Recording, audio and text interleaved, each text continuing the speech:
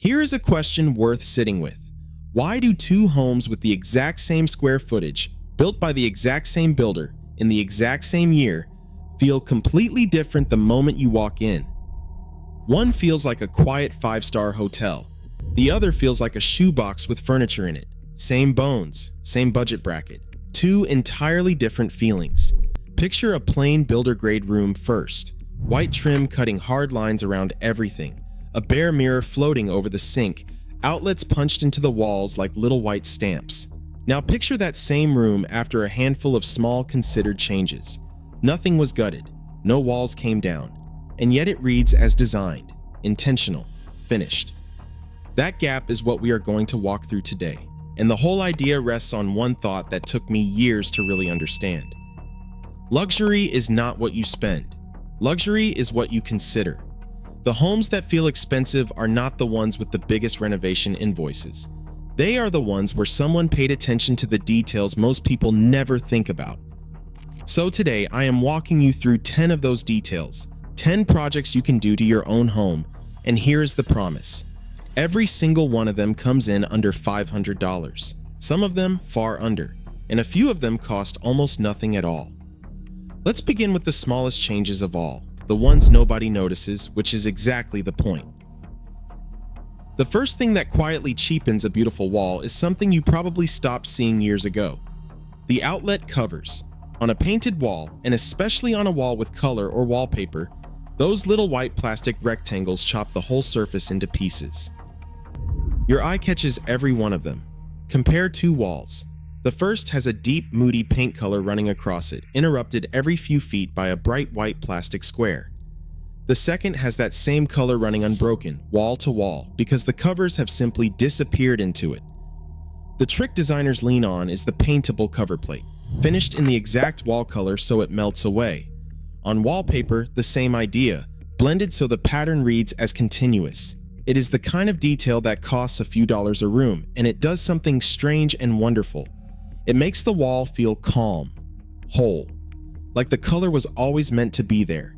That same instinct making the necessary things disappear shows up on windows too. Frosted privacy glass is genuinely lovely, but when you price it out on new windows and doors, the frosted option costs a small fortune more than clear. The numbers are almost comical. Clear glass runs somewhere around $5 to $20 a square foot, while the obscured frosted version can climb to $50, even $200 for the very same pane. Across a whole house, that is real money. So the second change skips the glass entirely. Untouched, the window is bare, and you either live exposed or you smother it in heavy curtains that block the very light you wanted.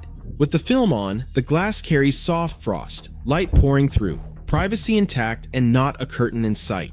The film goes on with nothing but water. It lifts off cleanly if you ever change your mind, and the whole thing takes about 20 minutes a window. In a north-facing bathroom in a Pennsylvania winter, where every bit of daylight counts, that trade of heavy fabric for glowing glass is the difference between a room that feels closed and one that feels serene.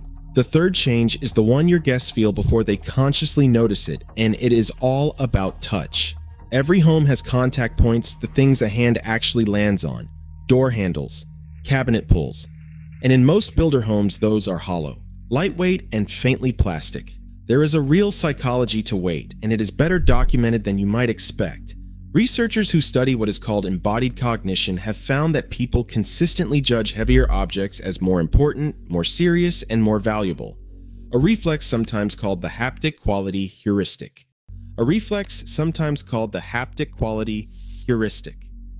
A solid metal handle, a bit of brass, a pull wrapped in leather registers as quality the instant you grip it in a way the eye alone never could, which suggests the hand does a quiet kind of judging the eye never announces, and it would explain why the contact points shape an impression so fast. Compare two doorways. Both look similar from across the room, but one greets your hand with a light, rattling lever and the other with a cool, substantial handle that swings with intention. Swapping the contact points is one of the most affordable upgrades in the whole house, and it is the first thing a person feels the moment they arrive. If you are finding this useful so far, a quick tap on the like button genuinely helps me know these slower, detail-focused videos are landing. Now let's move from the things you touch to the things that give a room its bones. The fourth change adds something a flat wall almost never has, and that is shadow. A blank wall reads as flat and a little unfinished, no matter how nicely it is painted. Add applied molding to it, simple frames of trim arranged across the surface, and suddenly the wall has depth. Light catches the edges, soft shadows fall between them, and the eye reads architecture where before there was nothing. This is the look people call box molding or picture frame molding, and the reason it feels so expensive is that it mimics the way old, well-built homes were finished, the kind of solid, detailed walls you still find in older Ohio colonials. The look has deep roots. The paneled walls of Georgian and pre-war interiors used applied molding in exactly this way, as a plain mark of quality construction. There is a quiet bonus to this one too. Once the walls carry that dimension, you tend to need less of everything else. Less art on the walls, less furniture to fill the space. Based on the way these rooms come together, we can assume the interest is simply built into the walls themselves, doing the work that extra art and furniture would otherwise have to. Designers achieve the effect with slim strips of molding painted to match the wall, and a large blank wall transforms into the quiet focal point of the room. The fifth change works on the same wall, and it is pure paint, which makes it one of the cheapest transformations in this entire list. In most homes, the trim is bright white and the walls are a color, and every doorway, every baseboard, every window frame becomes a hard white line slicing the room into segments. Now imagine those lines dissolving. The trick is painting the trim and the walls the same color, just in two different sheens, a flatter finish on the walls and a soft sheen on the trim. The edges soften, the room stops feeling chopped up, the ceilings tend to read taller, and the whole space feels larger and more considered.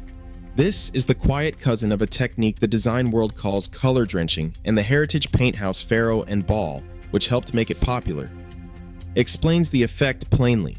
Carrying one shade across the walls and the ceiling blurs the line where the two meet, so the room reads as bigger and airier.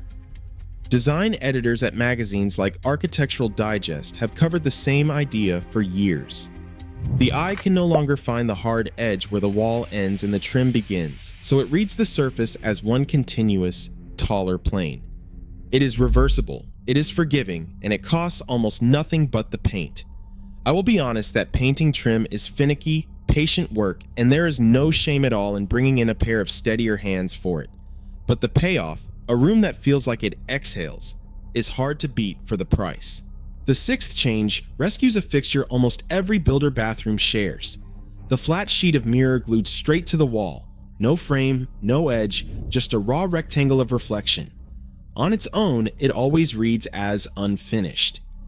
The change is not to tear it out, which risks a damaged wall and a whole project you did not sign up for.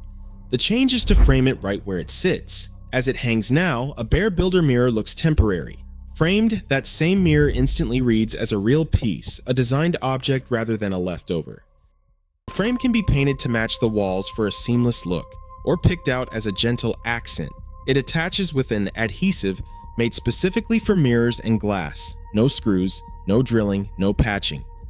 If pulling that heavy mirror off the wall is the part that scares you, and it scares plenty of people, this is the way around it entirely. You leave it, you frame it, and it looks intentional. Now let's step into the bedroom, where comfort and design finally meet. The seventh change turns a basic bed into something that belongs in a boutique hotel. A headboard sets the whole tone of a bedroom, and a bare wooden one, or worse, no headboard at all, leaves the room feeling a little unresolved. Before, a plain board stands behind the pillows, hard and flat. After, that same board is soft, upholstered, wrapped in fabric that invites you to lean back into it. The volume comes from foam and batting built up over the frame, then wrapped in the fabric of your choice and secured behind, out of sight. What makes it feel custom is the fabric. A soft linen reads calm and current, a velvet reads rich and enveloping. And because it is your choice, the bed can quietly follow the seasons and the trends without ever buying a new frame.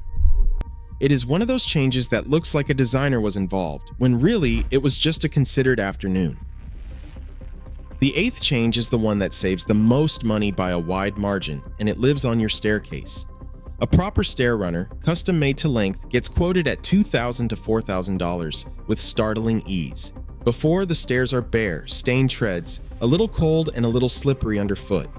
After, a soft runner flows down the center, warm, quieter, and far safer on the feet, which matters more with every passing year. And that safety is not a small thing. The Centers for Disease Control and Prevention report that more than 3 million older adults are treated in emergency rooms for falls every single year, and their data show deaths from stair falls among people 65 and older climbing by roughly 31% between 2007 and 2020. Injury prevention researchers point to two culprits on a staircase: bare slick treads and loose coverings with curling edges. A runner that is properly secured, its edges fixed down, answers both at once, adding traction exactly where a hard wooden stair offers none.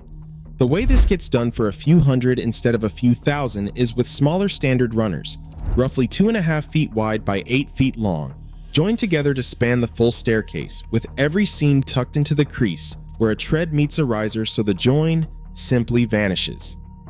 Done this way, a full staircase runner can come in right around $400, against that $2,000 to $4,000 custom quote. It looks seamless, it looks bespoke, and no one, and I mean no one, will ever guess how little it cost. The ninth change lets you completely reinvent a floor without a single day of demolition, and it is the one that shocks people most when I tell them the truth. Peel and stick tile. Before, an old dated floor sits there dragging the whole room down, the kind of tile you have been quietly hating for a decade. After, a fresh classic pattern covers it, a diamond, a soft checkerboard, laid right on top with a thick adhesive tile that feels and reads far more real than anyone expects. It is not the forever answer, and it is not pretending to be. It is the thing that gives you a floor you actually love now, in a sunroom or a small bathroom, while you save toward the renovation you really want, tearing it up whenever that day comes. In a bright Florida sunroom, it can turn a tired old floor into the best part of the room in a single afternoon. That kind of breathing room between renovations, being genuinely happy with your space in the meantime, is its own quiet luxury. Which brings us to the 10th change, the big one, the project that pulls the whole idea together. The 10th change is the transformation that makes a wall of storage look like $5,000 of custom carpentry, for a fraction of that, and $5,000 is a conservative figure. Home cost guides put true custom cabinetry anywhere from $700 to $30,000, with a typical built-in project landing well north of $7,000. It is the kind of workaround the shelter magazines have been quietly documenting for years. Built-ins. Before, 5 plain boxes stand against a wall, clearly flat pack, clearly ordinary. After, those same boxes read as seamless, custom cabinetry that looks original to the house. The look is built on affordable cabinet boxes, the kind of modular system you can find at IKEA, run wall to wall and then finish the way a carpenter would finish true built-ins. Baseboard runs along the bottom so they rise out of the floor. Slim trim closes the gaps so they meet the walls and the ceiling as if they were always one piece. New hardware replaces the standard pulls, and then paint ties every surface together into a single intentional whole. That finishing layer, the trim and the baseboard and the paint, is the entire secret. It is what carries a boxed cabinet all the way up to the level of expensive custom built-ins on a genuine budget. It is the perfect note to end on, because it proves the whole thesis. The luxury was never in the price of the box, it was in everything that was considered around it. So that is the full list, 10 considered changes, every one of them under $500, and several of them a great deal less. Put together the professional cost of all of this, the custom cabinetry, the frosted glass, the bespoke runner, and you are looking at many thousands of dollars. Done this way, considered rather than expensive, it becomes something a real person can actually reach. And here is what I love about every single one of these. They work whether your home is modern, traditional, or somewhere comfortably in between. Trends come and go every season, but proportion, texture, soft light, and a wall without a bright white outlet cutting through it, those never go out of style. While you are down there, tell me this. Which one of these 10 are you fixing first? I have a feeling a lot of you are about to go stare very hard at your outlet covers the second this video ends. If detail-focused videos like this are your kind of thing, subscribing means the next one finds you. And if you want the small version of this same idea, the tiny affordable details that make a whole home read designer, The video on your screen right now walks through exactly that. I will see you in the next one.